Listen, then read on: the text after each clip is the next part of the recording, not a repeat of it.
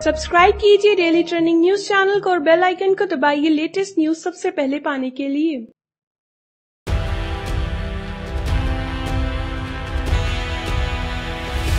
2019 के आम चुनावों के बाद अगला प्रधानमंत्री कौन होगा? लेकिन इसी सवाल से जुड़ा सवाल ये है कि क्या नरेंद्र मोदी दोबारा देश के प्रधानमंत्री नहीं होंगे? दरअसल पहला सवाल ही इसलिए पैदा हो रहा है क्योंकि दूसरे सवाल का जवाब सकारात्मक होने की संभावना क्षीण हो गई है।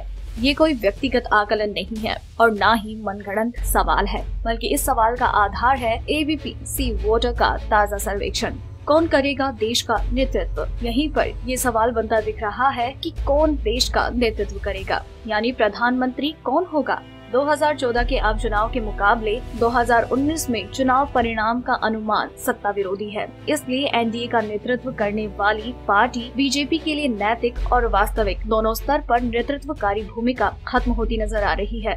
फिर भी अगर बीजेपी को नेतृत्व करने का मौका मिले तो प्रधानमंत्री नरेंद्र मोदी को दोबारा से प्रधानमंत्री बनाने को शायद पार्टी प्राथमिकता न दे, क्योंकि जिस व्यक्ति के नेतृत्व में इतनी बड़ी पराजय होगी उसे नेतृत्व का मौका पार्टी कैसे दे सकती है।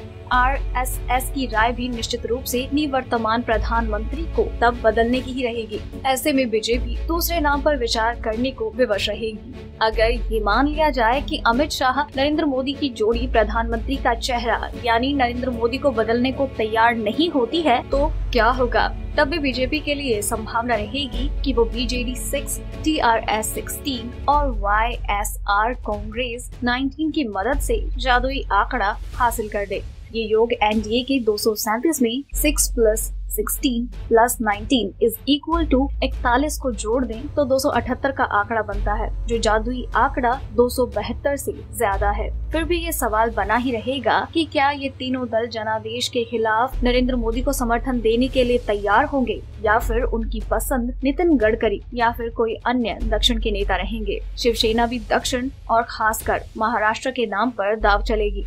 अगर आपको हमारी ये स्टोरी पसंद आई तो इसे लाइक करें और अपने व्यूज हमें कमेंट करके जरूर बताएं। डेली ट्रेंडिंग न्यूज की रिपोर्ट सब्सक्राइब करें हमारा चैनल ऐसी ही लेटेस्ट और इंटरेस्टिंग न्यूज के लिए।